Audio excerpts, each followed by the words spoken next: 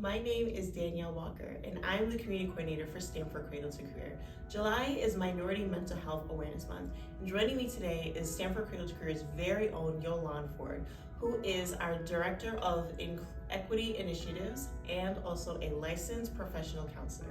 Welcome, Yolande. Thank you for having me. So, my first question for you is, what made you want to go into the field of mental health?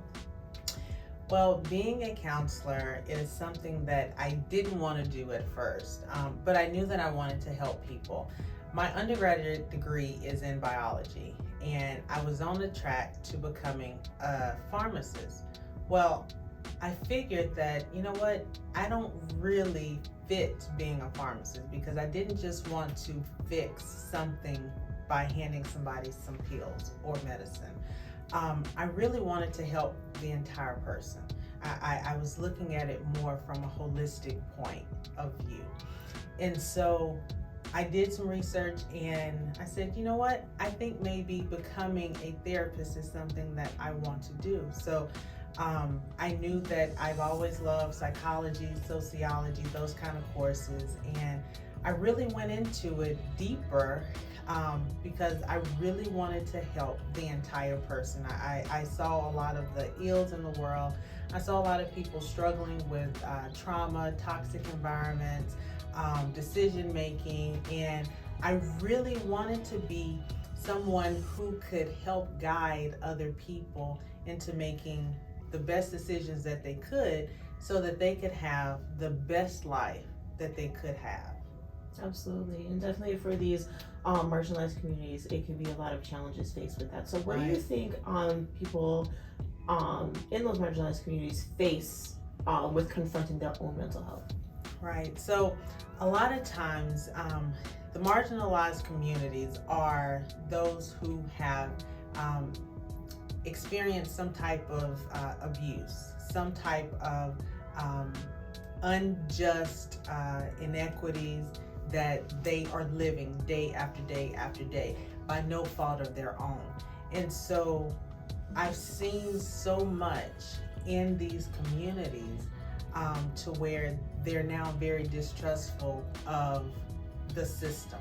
They're very distrustful of people in power. They're very distrustful of medicine, of healthcare, physical healthcare and mental healthcare, which it's because of their lived experiences. They have been abused under the names of healthcare or under, work or these other systems that are in place.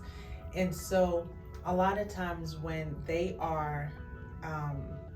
have these lived experiences of being abused or not being able to trust people, then now they don't want to trust anyone who can actually help them, who actually has their well-being at heart.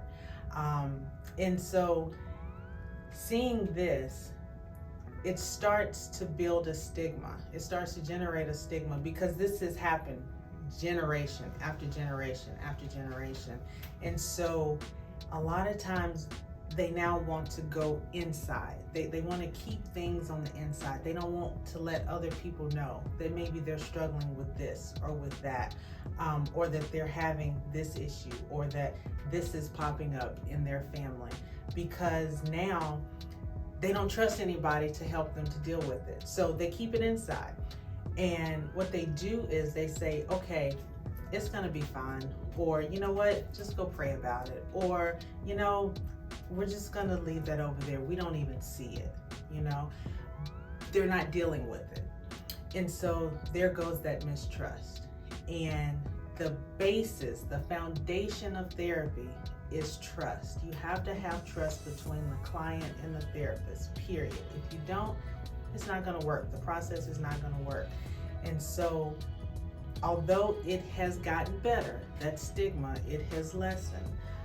There's still a great stigma out there, especially in these very vulnerable communities, about going to see a therapist, simply because of the generations and generations and generations of mistrust of the system. Now, with this mistrust, do you think it opens up that trust when someone seeks out a counselor or a therapist that looks like them or has similarities as them? Yes, because there's always a perceived or an assumption that's there that, you know what, we may have something in common simply because you look like me, or simply because your skin looks like me, or maybe we're built the same, or our hair is the same, or we speak the same language. And so when you're able to have that in common, you feel like it's easier to have that trust relationship built, because you're saying, you know what, I think that person really understands what I'm going through, or could understand what I'm going through. And they're not going to judge me, or they're not going to say, well, I don't know what you mean, because they actually have possibly that same or similar lived experience as you. And another thing with that is that a lot of times when you have someone who has those same values or those same or similar lived experiences, they actually know what you're going through. And when they know what you're going through, let's say, for example, the financial burden that may be put on you because of, generations and generations and generations of these unjust inequities, that they're more likely to understand that, you know what, I don't have $300 a session to come here every week. But you know what? Maybe I can try and work something out, and maybe we can do this once a month. Or you know what? Maybe we can work with the insurance to see how can it benefit me the most or the best. Right. Now, as far as like accessibility to therapy and even the affordability of it, is there anything that someone could do maybe if they do not have insurance, or they just simply cannot afford it? Like, are there any other like formalities that they could do for their own mental health to like help, restore it and make it better? Right. So one thing, and I know that just from talking with a lot of colleagues of color, is that we have really started to come together more recently, because we understand that there is an issue with accessibility to therapy, and that not everybody has, let's say, $300. That's an arbitrary number, but $300 to give. Okay, but insurance does cover. Okay, so you can always look at insurance to see, but not everybody has insurance, as you said. But one thing that you could do, even though you may not have insurance, is that you can always seek out some of these free services. There's so many free services out here that are trying to help. And there are lots of therapists who are signed up with these free services to offer either free or discounted rates, because we understand that a lot of times in the community, you just don't have it, right? And so we can give some of those, I can give those to you, and maybe you can post them online, some of these free resources or sliding scale resources. And then there's also the community-based clinics that you can go to as well, that have these that have therapists that are available. So we can share all of those resources as well, because there's a lot out there.